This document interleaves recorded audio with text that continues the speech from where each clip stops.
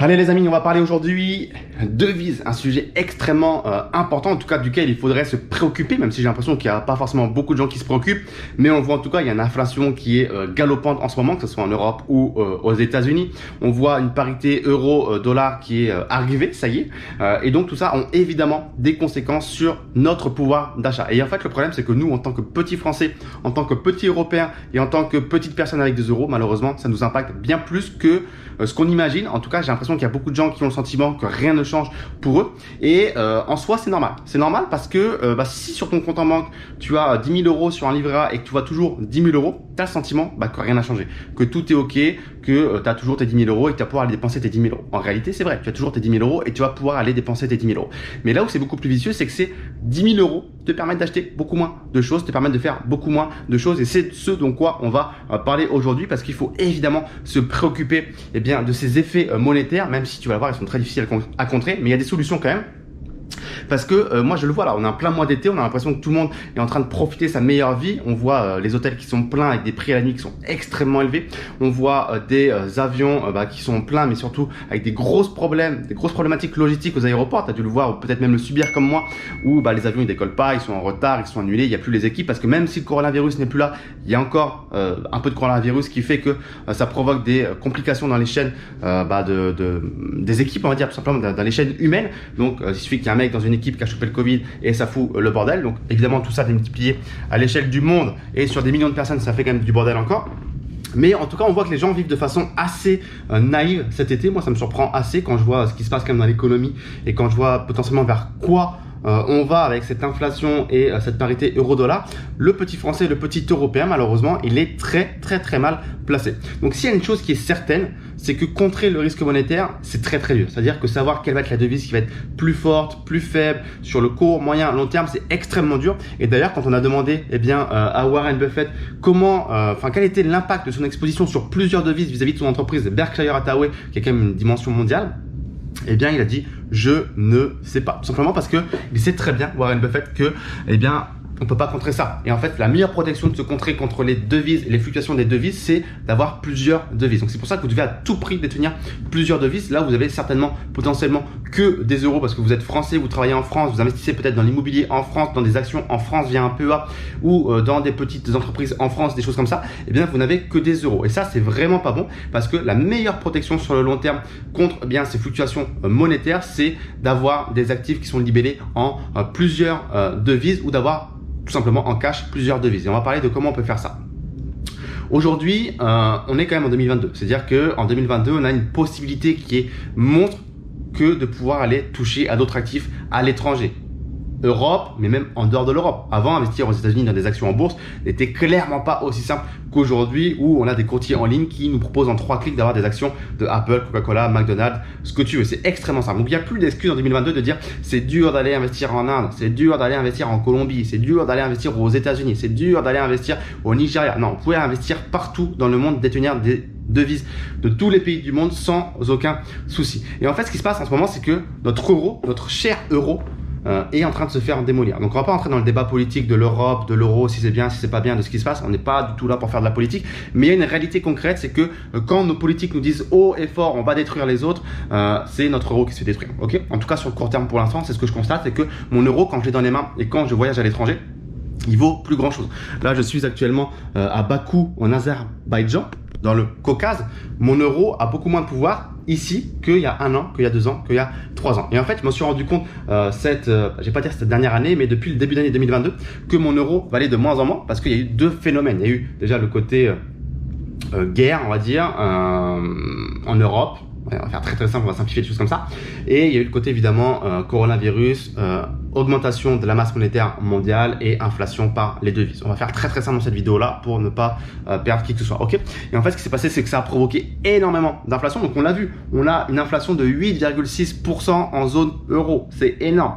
c'est énorme. Donc vous perdez 8,6% de pouvoir d'achat, presque 10%. On va arrondir encore une fois les angles parce que c'est pas impossible du tout qu'on soit à 10%. Et d'ailleurs, sur certaines choses, on est à 10%. Sur la nourriture, on est à 10%. Sur l'énergie, on est à peu plus de 40%. Donc on le voit, on y est, on va dire 10%. C'est-à-dire que pour maintenir 1000 euros de pouvoir d'achat, il faut qu'aujourd'hui vous dépensiez 1100 euros par rapport à il y a un an. Ou alors vos 1000 euros d'aujourd'hui sur votre compte en banque vous permettent en réalité de n'acheter que pour 900 euros de produits. Donc c'est ça que ça veut dire l'inflation. Ça veut dire que littéralement, avec 1 euro, eh bien, vous faites beaucoup moins de choses qu'auparavant. Ok, vous avez perdu 10% de pouvoir d'achat. Donc ça, c'est extrêmement grave.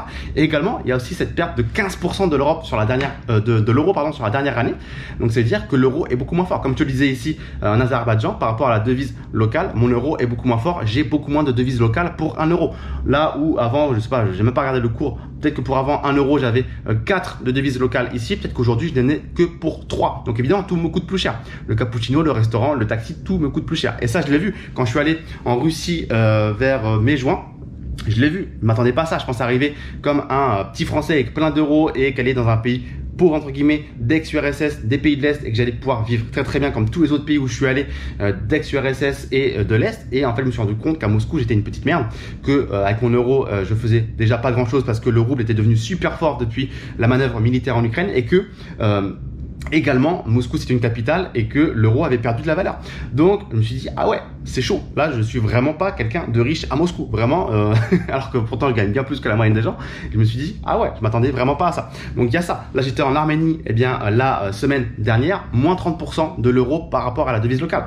Donc quand j'ai payé certaines choses et que je me suis dit putain, je trouve ça quand même cher, je comprends pas, le salaire local il est à 500 euros en moyenne par mois et je paye un cappuccino 5 euros. Donc oui, j'étais pas à l'endroit le moins cher d'Arménie, mais c'est cher. Et c'est parce que l'euro a également perdu 30%.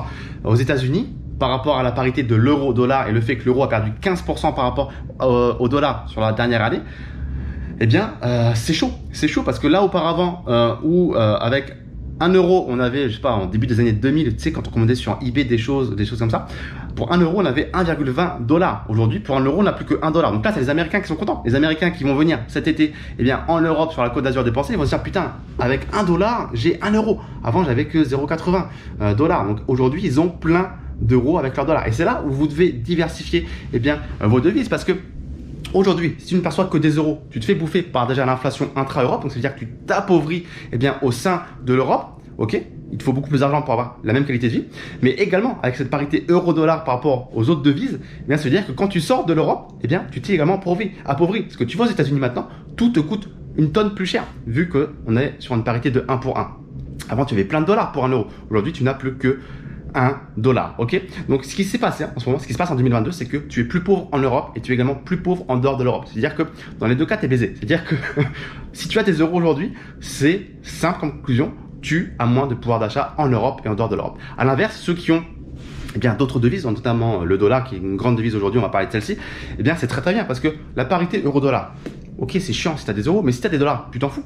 Si tu perçois des revenus en dollars, par exemple, moi je perçois des revenus de dividendes en dollars de la part d'actions d'entreprise que j'ai aux États-Unis, eh bien là où avant avec 1000 $ que je percevais de dividendes aux États-Unis, eh bien j'avais peut-être 800 euros. Bah non, aujourd'hui avec mes 1000 $, j'ai 1000 euros. Donc je me suis enrichi avec mes dollars si je les convertis en euros. Évidemment, mes euros, si je veux les convertir en dollars, je suis pas gagnant, mais vu que j'ai les deux, eh bien, je joue sur le tableau qui m'intéresse le plus. Je vais aller piocher là où j'ai le plus de pouvoir d'achat et là où la parité est beaucoup plus intéressante pour moi. La parité, l'échange plutôt, est beaucoup plus intéressant pour moi et je vais en profiter. Et ça marche comme ça à l'infini. C'est-à-dire que si tu veux jouer avec des devises de Sud-Amérique, d'Afrique, d'Asie, etc., eh bien, t'es invincible. Donc c'est pour ça qu'il faut vraiment avoir plusieurs devises pour pouvoir dépenser les devises qui ont à l'instant T le plus de pouvoir d'achat. Si tu perçois des revenus, je sais pas, de sociétés indiennes, de sociétés nigérianes, de sociétés colombiennes, etc., eh bien, tu as une diversification de devises et tu te rends beaucoup plus fort, tu te rends beaucoup moins vulnérable vis-à-vis des manœuvres monétaires. Alors là, tu vas me dire, oui, mais Raph, attends, quand même, c'est chaud, moi je suis salarié en France, je touche des euros, j'ai un salaire en France, comment tu veux que j'ai des revenus en plein de devises, comment tu veux que j'ai des revenus d'Afrique, d'Amérique du Sud, d'Asie? Évidemment, c'est extrêmement compliqué, pas simple, ça demande quand même un certain niveau de revenus, de patrimoine, et je suis pas en train de te dire qu'il faut que tu aies en portefeuille 50 devises, parce que sinon on s'en sort plus. Je dis juste qu'il faut diversifier au-delà de l'euro parce que l'euro c'est une chose. Je suis pas en train de te dire que l'euro va disparaître et mourir et que ça va devenir du papier qui vaut vraiment plus rien. Mais il faut pas faire une confiance aveuglément à la devise de son seul et unique pays dans lequel on vit, on travaille et on investit. Il faut avoir des backups, ok? Et aujourd'hui, il y a quand même pas mal de devises qui sont fortes dans le monde et qui sont intéressantes à détenir. Donc là, je te laisserai faire ton choix et tes études sur ce qui t'intéresse le plus. Mais on a quand même le dollar, on a quand même le franc suisse, on a quand même la couronne norvégienne. On peut avoir des devises africaine, sud-américaine, ce que tu veux. Tu peux compléter avec tes appétences personnelles en fonction de tes origines, en fonction de là où tu aimes passer du temps, etc. Etc. Par exemple, si tu aimes passer du temps dans les pays de l'Est ou en Russie, tu peux pouvoir avoir des roubles russes. Si tu aimes passer du temps, je sais pas, en Afrique, tu peux avoir du franc CFA. Bref, tu peux diversifier en fonction de tes appétences personnelles. Moi, j'aime bien avoir euro-dollar, c'est la base selon moi. Et c'est super important. Et comment on peut faire? Pour le dollar, c'est extrêmement simple. C'est-à-dire qu'il suffit d'investir dans des entreprises, par exemple, américaines qui versent des dividendes et tu perçois des revenus américains qui sont directement des dollars. Et donc là, c'est extrêmement simple. Ok? Donc ça, c'est la façon directe. Il y a vraiment des façons directes et des façons indirectes pour entrer un petit peu dans le vif du sujet. Donc la façon directe numéro 1, c'est vraiment d'investir dans des actions, par exemple, en bourse américaine et de percevoir des dollars. Mais tu peux aussi investir dans des actions en bourse, en Inde, percevoir des revenus indiens, mais aussi coréenne, sud-coréenne, et percevoir des revenus de Corée. Je sais plus c'est quoi la devise, j'ai déjà oublié, mais tu vois l'idée. Tu peux investir sur les bourses de, je sais pas, du Brésil ou ce que tu veux et percevoir des revenus dans cette devise. Il n'y a aucun souci. Tu vas recevoir tes dividendes dans cette devise. Ton compte va afficher tes revenus, tes dividendes, tes espèces dans la devise du pays desquels tu as perçu ces dividendes et c'est terminé. Ok. Tu peux également sur certaines banques en ligne qui te proposent des comptes multi-devises convertir une partie de tes euros dans la devise de ton choix. Donc, par exemple, il y a Wise qui fait ça très très bien. Tu peux, si tu veux, ouvrir une balance, je sais pas, en Turquie, voilà, pourquoi pas, et avoir, alors c'est pas forcément la meilleure devise en ce moment, vu l'inflation qui est en train de se bouffer, mais c'est l'idée, en Turquie, ou à Singapour, ou ce que tu veux, ok? C'est l'idée pour avoir également une détention directe de devises différentes, ou alors du cash. Tu vas dans un pays, ça te plaît, tu as envie d'avoir cette devise un peu plus conséquente dans ton patrimoine. Bon, c'est limité à 10 000 euros les transferts de cash d'un aéroport à un autre, d'un pays à un autre, ça c'est la loi. Mais tu peux te dire, bah voilà, je vais aller me prendre 5-10 000 euros de cette devise en cash. Alors évidemment, il faut qu'il y ait un schéma derrière qui soit intéressant pour toi, parce que encore une fois, stocker du cash, c'est pas forcément la meilleure solution. C'est du papier, c'est uniquement la confiance qu'on veut bien lui accorder qui règne dans ce morceau de papier. Donc c'est pas ce que je ferais personnellement, mais c'est pas une solution que je t'évoque comme ça. Ok. Et la façon indirecte, c'est de détenir des entreprises à l'étranger. C'est ce que je fais également. Alors moi personnellement, pour te dire ce que je fais, pour que tu aies un petit aperçu, la bourse américaine, comme ça j'ai des dollars. J'ai quand même pas mal de dollars aux États-Unis, ça c'est super important. Sur Wise, je ne le fais pas. Sur Wise, j'ai simplement donc dollars, euros. Et c'est tout. Et quand je vais dans d'autres pays comme ça, en Azerbaïdjan, Arménie ou ce que tu veux, Géorgie, autres pays, je dépense directement ma balance euro-dollar dans la devise du pays. Tu le sais, les banques aujourd'hui mobiles en ligne telles que Wise, N26, Revolut, tout ce que tu veux te permettent de convertir ta balance euro, dollar ou ce que tu veux dans la devise du pays à moindre frais, à moindre coût. Donc je fais comme ça. J'ai pas de cash, j'ai un petit peu de roubles russes en cash, mais c'est tout. C'est pas non plus des montants mirobolants. Et par contre, ce que je fais de façon indirecte, c'est la participation dans des entreprises qui sont implémentées à l'étranger. Donc, si tu me connais depuis un petit peu de temps, tu sais que j'investis énormément dans des startups. Et j'investis notamment dans plein de startups des pays émergents, tels que l'Inde, qui est un pays qui est très représenté, mais également le Nigeria, le Mexique. J'ai quoi d'autre qui est bien représenté? Un petit peu le Pakistan, mais j'ai aussi des entreprises en Chine, Israël, Ouganda. Colombie, je sais plus si je te l'ai dit, quoi d'autre, le Pérou, bref, j'ai pas mal d'entreprises dans pas mal de pays et donc je suis propriétaire, je suis actionnaire de ces entreprises à l'étranger qui évidemment elles opèrent sur leur pays dans lesquels elles sont implémentées, donc tout ce que je t'ai cité et qui encaissent donc des devises de ces pays-là. Donc de façon indirecte, étant donné que je suis actionnaire et propriétaire de cette entreprise, évidemment dans les caisses de cette entreprise, il y a ces devises de ces différents pays. Donc ça, c'est une façon également de diversifier son risque monétaire parce que si aujourd'hui tu as des entreprises partout dans le monde par rapport à quelqu'un qui n'a que des entreprises en France, mieux vaut avoir des entreprises partout dans le monde. Parce qu'imagine quelqu'un qui a plein d'entreprises en France, c'est pas l'immobilier, la logistique, le bâtiment, tout ce que tu veux, c'est cool, mais c'est que marché français. Donc tu dépends que de l'euro, tu dépends que de la politique française, du système juridique français, de tout ce qui se passe en France. Alors que si tu diversifies dans le monde entier sur plusieurs continents, évidemment, tu limites ton risque. Si demain l'Inde explose, ça peut te faire gagner énormément d'argent. Si demain le Nigeria s'écroule, c'est pas très grave, tu as encore plein d'autres pays dans lesquels tu t'es investi. Donc c'est vraiment l'idée à retenir, c'est de se dire qu'il faut diversifier son risque monétaire. Donc je suis curieux de savoir, dis-moi dans les commentaires si tu as déjà investi dans plusieurs devises, si oui, lesquelles et pourquoi. Je suis curieux de savoir pourquoi. Comme ça nous permettra d'avoir un petit peu un aperçu. Alors même si je pense que malheureusement il y en a beaucoup qui ont que de l'euro ou un petit peu de dollars, mais pas plus que ça, je suis quand même curieux de savoir si parmi vous, vous avez déjà diversifié votre risque. Posez-moi la moindre question que vous puissiez avoir dans les commentaires ci-dessous. Je me ferai un plaisir d'y répondre. Abonne-toi à la chaîne YouTube si ce n'est pas encore fait. Partage cette vidéo à tes amis qui sont investisseurs également. Ça peut vraiment leur rendre un bon service que de comprendre que c'est important de diversifier. Et si tu souhaites justement bien investir dans des actions à dividendes aux États-Unis ou même dans des startups telles que je le fais dans le monde entier, de l'Inde à la Chine, à l'Amérique du Sud, à l'Afrique, n'hésite pas à lire la barre de description. Il y a pas mal de ressources qui devraient pouvoir te plaire et ça sera un plaisir de pouvoir t'accompagner là-dedans. Je te remercie de m'avoir écouté et je te dis à très vite pour une prochaine vidéo. Ciao, ciao.